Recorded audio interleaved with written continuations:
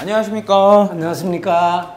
네, 저는 저희 함께학교 유튜브 채널의 교육국의 김건호입니다. 오늘 사실 굉장한 분을 모셨는데요. 짧게 혹시 자기소개 예, 저는 차산 선생 법률상식 유튜브 채널을 운영하고 있는 박일환 변호사라고 합니다. 함께학교에도 제가 조금 조언을 하고 있습니다. 감사합니다. 정말 중요한 이력이 뭔가 하나 빠진 것 같은데. 예, 이거는 벌써 10년 전 이력이라서 제가 법원에서 오래 근무하고 대법관으로 퇴임을 했습니다.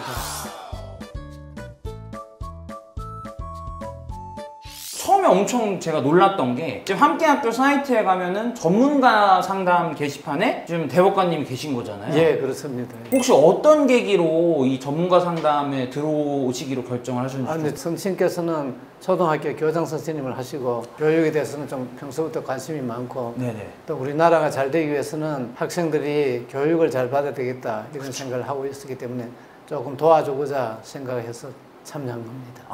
정말 저희는 되게 처음에 놀랐었거든요.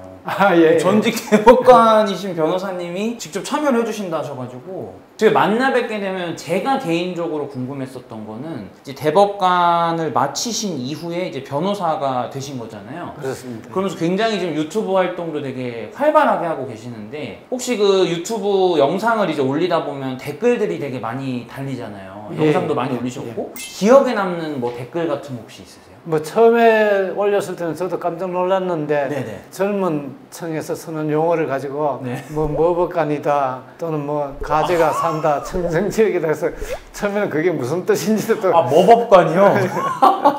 청정지역이다는 말을 뜻은 알겠는데 왜 이 댓글에 이런 댓글이 달리는가 좀 궁금하기도 하고 일급수다 뭐 이런 말도 있고 그래서 그게 좀 신기했습니다. 일급수라고 댓글을 단 거에 대한 이유는 이제 아셨나요 혹시? 그렇죠. 예. 아무 댓글이나 잘못 달았다가는 큰일 나니까 특히나 대법관님은 더 했겠네요 진짜. 그러면 전문가 상담 게시판이 아직 막 엄청 활성화되진 않았지만 장차 이제 활성화될 건데 혹시 대법관님이 판결을 했었거나 또는 변호사가 되신 이후에 교사나 학부모 관련된 혹시 재판이 있으셨나요? 저는 뭐 그런 사건을 아마 했을 것 같은데 기억은 나지 않습니다. 이제 오래됐어. 교육 환경이 옛날보다 많이 달라졌다. 우리가 자랄 때보다는 선생님이 굉장히 힘이 들다. 네. 뭐 그런 이야기는 듣고 있습니다. 제가 현장 소통을 지금 몇 번 다녀보니까 요새 좀 되게 안타까운 게 교사는 이제 스스로 지킬 수 있는 게 교권보호위원회라는 게 있거든요. 요거를 발동을 하면 학부모님들이 이제 전화가 온다고 하더라고요. 아동학대 고소를 할 건데 서로 취하를 하자 아니면 끝까지 가자 이런 얘기들이 막 오가는데 사실은 선생님들이 만약에 이 사이트를 활발하게 활용을 하면 아마 그걸 제일 많이 물어보실 것 같아요. 그러니까 아동학대랑 관련된 고소가 들어왔을 때 개인이 교사로서 어떻게 대응하는 게 혹시 좋은지 좀 조언이 가능할까요? 그래서 이제 아동학대로 이제 교사가 고소를 당하면 개인이 무슨 변호사를 선임을 해서 대응하기가 상당히 어렵죠. 맞습니다. 그러니까 학교 차원이나 사립학교나 또 공립학교의 경우는 교육청 차원에서 관심 있는 변호사를 자문 변호사로 미리 선정을 해두고 거기에 관심을 가진 변호사가 또 전문성이 있으니까 그때 연결시켜줘서 해결하는 것이 좋지 않을까. 혼자서 끙끙 앓으면은 적절하게 대응을 못하고 시간만 자꾸 보내고 아까웠게 또 경비도 많이 여기저기 소요되고 어떤 자문 변호사 제도를 학부형한테도 그런 제도를 해줄 수도 있고 또 이제 선생님한테도 해줄 수가 있는데 전문가끼리 만나면은 감정 상할 일이 없이 원만하게 해결되는 일이 많다. 저는 그렇게 생각을 합니다. 되게 엄청 중요한 말씀을 해주신 것 같아요. 특히 선생님들은 정말 개인이 혼자 끙끙대는 경우들도 꽤 있으시거든요. 학부모한테도 어찌 보면 그러니까 전문가가 붙어주시면 전문가끼리 정말 마치 그 교통사고 났을 때 보험사들끼리 와서 정리하면 운전자끼리 안 싸워도 되잖아요. 그러면 이제 대법관님께서 어찌 보면 제 대법관까지 오는 과정을 보면 어쨌든 사회에 되게 큰 어른 중 한 분이신데 오랫동안 큰 어른으로 계시는 과정 속에서 물론 이제 뭐 요새 학생들이랑 옛날 학생들이랑 정말 많이 달라졌고 사고 패턴도 다르지만 학생들한테 학교를 다니면서 꼭 해주고 싶은 말이 혹시 있으실까요? 좀 어른으로서. 제가 경험한 사회하고 지금 우리나라 사회는 180도 반대로 돼 있어요. 아, 180도. 왜냐면 옛날에는 은행 가면 돈 빌리기가 어려웠는데 네네. 지금 가면 빌려주잖아요. 옛날에는 학교 가면 선생님은 아버지처럼 생각을 하고 네. 뭐 선생님한테 뭐 대들면은 집에 가서 말도 못하고 왜 선생님한테 대드냐고 부모한테 혼나고 이런 시절에 살았고 학생 수도 그때는 한 반에 60명, 70명 되고 해서 외국은 가면은 한 반에 20명 있다 하면 그건 꿈 같다 이런 생각인데 지금 우리가 이제 반대로 돼 있잖아요. 그렇죠. 그렇게 하고 있죠, 사실. 그러니까 그래서 이렇게 참 모든 여건도 잘 돼 있고 건물도 참 잘 돼 있어요. 학교 가보면 시설도 좋고 뭐. 근데 왜 교육은 그런 외부적인 여건은 다 좋아졌는데 여전히 가르치는 그거 자체는 어려운지 그 학교의 교육에 대해서는 만족하는 사람이 아무도 없습니다. 선생님은 선생님들대로 힘들다 그러고 또 학생들은 학생들대로 학교 가서 뭐 배우는 것이 없다. 그래서 왜 이렇게 참 여건은 다 좋아졌는데 그 안에 들어가 있는 내용물은 어떻게 보면 좀 더 퇴보한 것이 아닌가 하는 생각이 들어서 좀 안타깝기도 하고 천성이나 이런 모든 면에서는 지금 우리나라 젊은 애들이 우리 자랄 때보다 훨씬 더 낫습니다. 우리나라가 미래가 좀 굉장히 밝고 조금 더 이제 어른들이 가르친달까 아니면 이끌어준다고 하면은 뭔가 이렇게 조금 논리적인 설명을 하면서 이끌어주면은 이해를 하는데 맞습니다. 그런 논리가 없이 옛날에는 이래서 이게 맞아 이런 식으로 이야기하면은 왜냐하면 요새 태어난 애들인데 옛날에 태어난 사람의 배경을 책으로는 보고 일하지만 자기 몸으로 체험은 안 했거든요. 맞습니다. 옛날에 밥을 하면은 뭐 부를 때가 밥을 했다 이러면은 어떻게 보면 이상하게 생각해. 아니 전기밥솥이 없을 때는 밥을 어떻게 했을까 이걸 생각을 해보게 됩니다. 창의력을 발휘를 하는 거죠. 그러면은 원리는 다 똑같지 않습니까? 밥솥에 물을 넣고 이제 앉히고 밑에 불을 떼야 되는데 그렇죠. 불이 없단 말입니다. 그럼 옛날에는 불을 어디서 구했느냐? 그러면 뭐 장작에서 구했다, 숯에서 구했다, 뭐 이런 이야기를 해주면 그러면 밥하기가 어렵겠구나. 밥 한 그릇, 국 한 그릇, 반찬 하나가 정말 귀한구나 하는 걸 느낀다. 그거는 그런 이야기 해주면 다 이해를 합니다. 그러니까 그렇게 좀 우리가 잘 가르칠 필요가 있지 않느냐. 뭐 지식을 가르치는 것을 암기식으로 하는 것이 아니고 살아가는 방식을 옛날에 이렇게 살았다는 것을 구체적으로 자꾸 주입식으로 하지 말고 문답식으로 불이 없는데 그럼 어떻게 하느냐. 물이 없다, 수도가 없다. 그럼 물을 어디서 구하느냐. 빨래를 어떻게 하느냐. 그럴 때 부모가 우리 할아버지 할머니가 우리 아버지 어머니를 키울 때 고생을 많이 했겠구나. 이런 것을 느끼는 것이 아닌가. 그런 생활교육이 필요하다 저는 그렇게 생각합니다.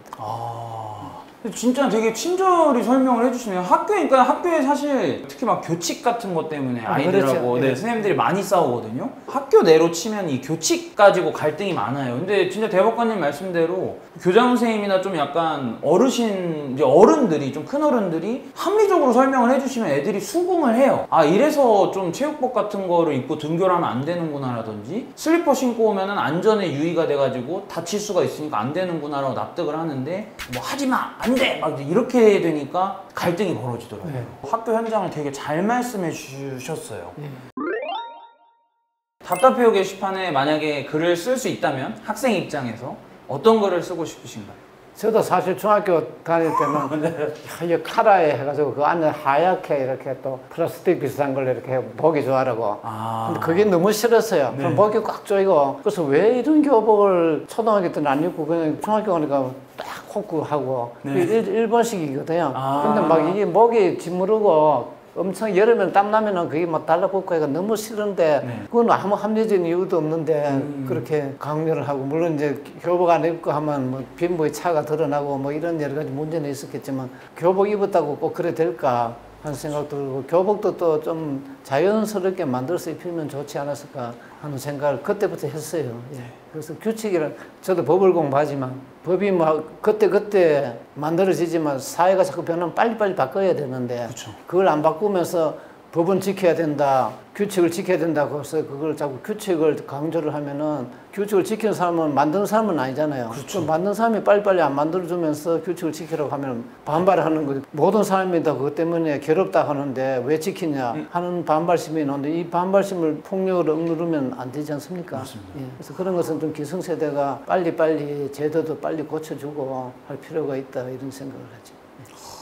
저희가 지금 함께학교에 답답해요 게시판이 있는데, 게시판에 만약에 한 학생이 도대체 이 교칙이 왜 이러냐, 도대체 우리 학교는 왜 이렇게 옷을 빡빡하게 잡고 이상한 교칙이 많다라는 질문을 했으면 대법관님께 주신 말씀이 굉장히 좋은 답변이 됐을 것 같습니다. 학교도 오래된 교칙이거나 좀 올드하면 사실 바꿔줄 필요가 있는 거거든요, 교칙을. 큰 의미에서 보면 나라에서는 이제 뭐 법을 만드는 분들이지만 학교 안에서는 또 선생님들하고 학생회하고 합의를 하면은 교칙 변경이 가능한 건 가능하니까 진짜 되게 중요한 말씀을 잘 주신 것 같습니다.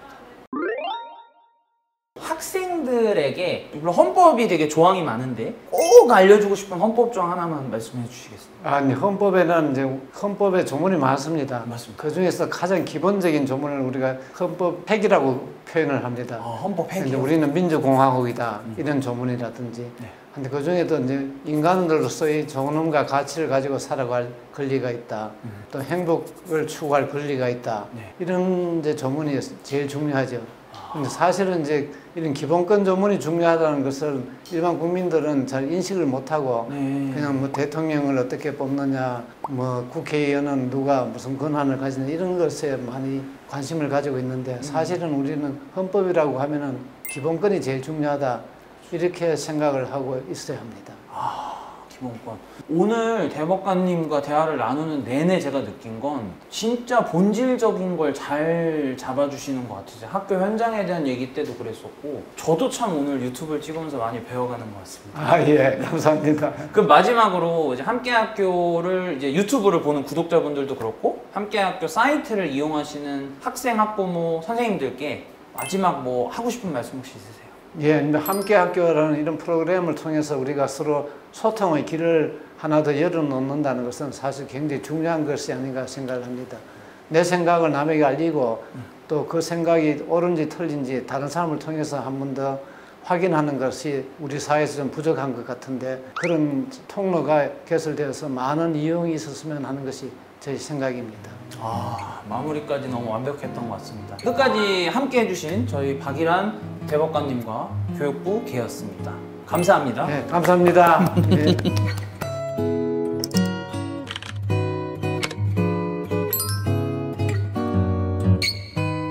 구독, 좋아요, 알림 설정까지.